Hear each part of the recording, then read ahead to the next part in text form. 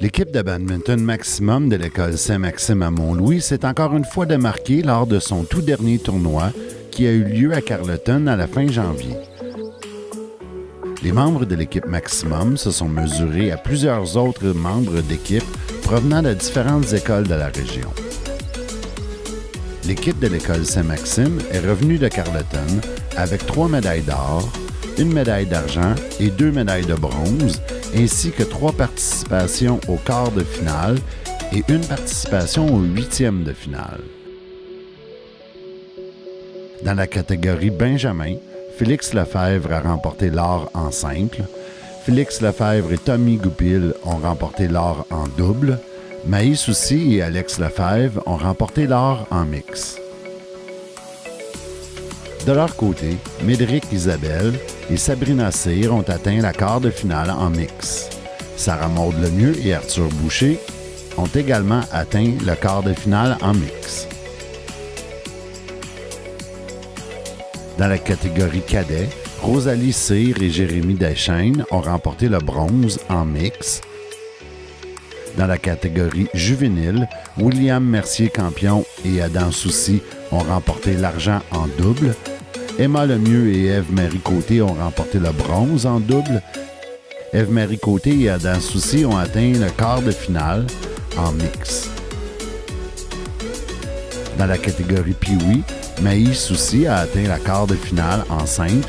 Alex Lefebvre a quant à lui atteint la 8e de finale en simple.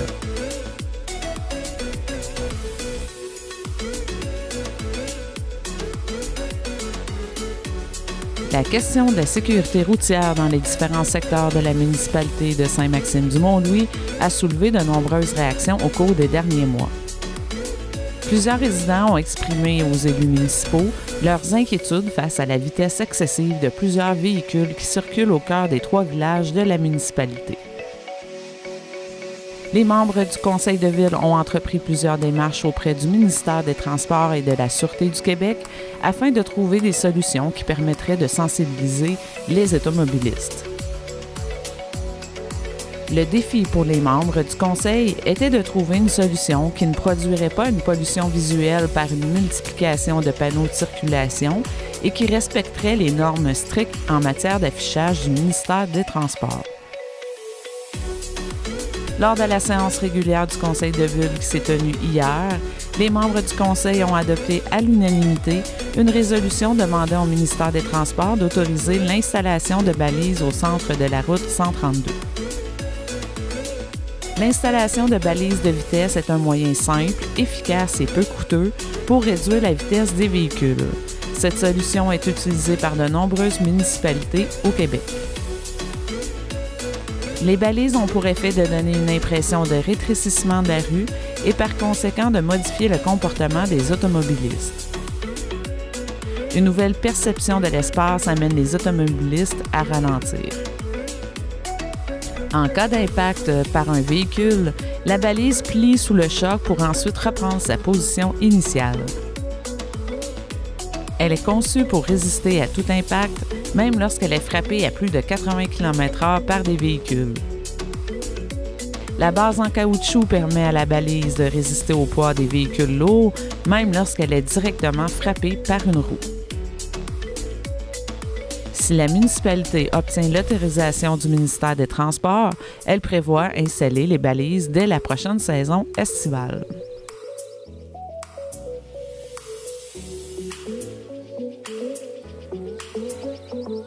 L'Avantage Gaspésien a révélé que l'une des gagnantes du grand défi Bâtir ma région de l'an dernier, Maude Patterson, a remis le fruit de ses ventes de chandails au Centre de pédiatrie sociale de la Haute-Gaspésie. Maude Patterson, une étudiante de l'école Saint-Maxime, avait présenté son projet d'entreprise « Porter la Gaspésie » lors de l'édition 2018 du grand défi Bâtir ma région. Le projet de l'étudiante a immédiatement soulevé un véritable engouement qui lui a permis de remporter le prix Coup de maître de la dernière édition du concours, ainsi que le prix Coup de cœur du public.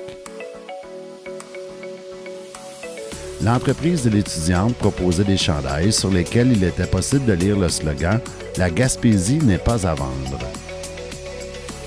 La jeune entrepreneur souhaitait donner une vocation sociale à son projet d'entreprise en encourageant une prise de conscience sur les réalités socio-économiques et démographiques de la Gaspésie. Malgré que le défi soit terminé, Maude Patterson a décidé de continuer la vente de ses chandails afin de recueillir des fonds qui pourraient aider un organisme de la Haute-Gaspésie. La jeune entrepreneur a décidé de remettre les profits au Centre de pédiatrie sociale de la Haute-Gaspésie en raison de l'implication de l'organisme auprès des enfants. La coordonnatrice du Centre de pédiatrie sociale s'est dite très reconnaissante de l'initiative et a confirmé que l'argent remis par la jeune entrepreneur sera investi en services directs aux enfants. Il est encore possible de se procurer un chandail auprès de Maude Patterson en visitant la page Facebook Porter la Gaspésie.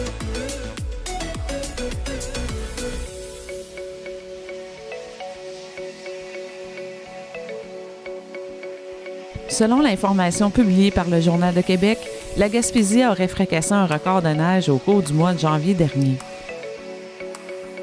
La Gaspésie aurait reçu 183 cm de neige durant les 31 jours du mois de janvier 2019.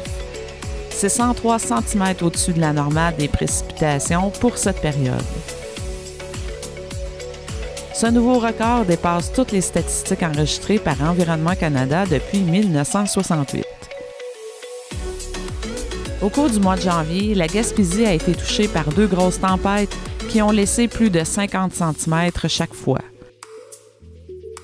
De plus, Météo Média précise que la région n'a eu que 8 jours sans chute de neige durant les 31 jours du mois de janvier. Depuis octobre, il est tombé 341,5 cm de neige en Gaspésie, alors que la normale pour la même période est de 185 cm.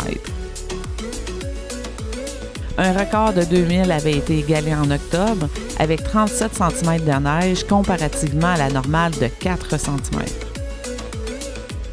Malheureusement, Fred Junior, la marmotte de Cap d'Espoir, aurait vu son ombre lors des festivités du jour de la marmotte. Le printemps tardif permettra peut-être à la région de battre encore de nouveaux records de neige.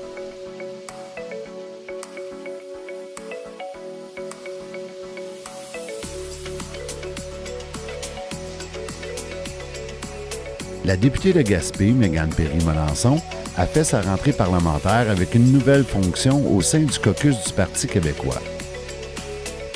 Pascal Bérubé, chef parlementaire du Parti québécois, a annoncé plus tôt cette semaine que la députée de Gaspé sera dorénavant la porte-parole du deuxième groupe de l'opposition en matière de culture et communication.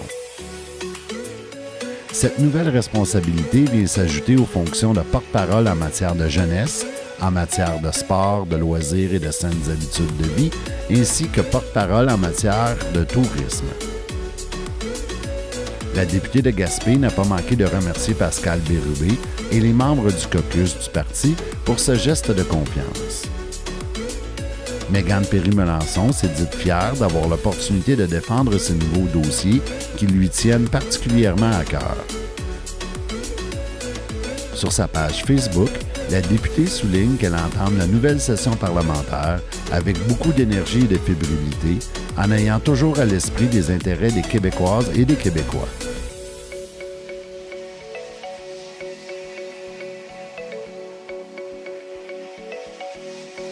La récente annonce faite par la Société de l'assurance automobile du Québec relativement à l'imposition d'une hausse des tarifs d'immatriculation pour les motocyclettes n'a pas manqué de soulever de vives réactions.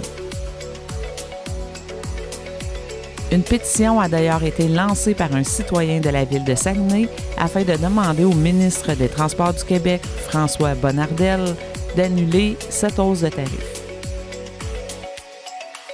Depuis sa publication, la pétition a reçu près de 60 000 signatures. Les propriétaires de motocyclettes devront assumer une hausse de 12 % pour immatriculer leur moto, et ce, dès l'été prochain. La hausse, selon la classe du véhicule, variera entre 27,47 $ et 191,55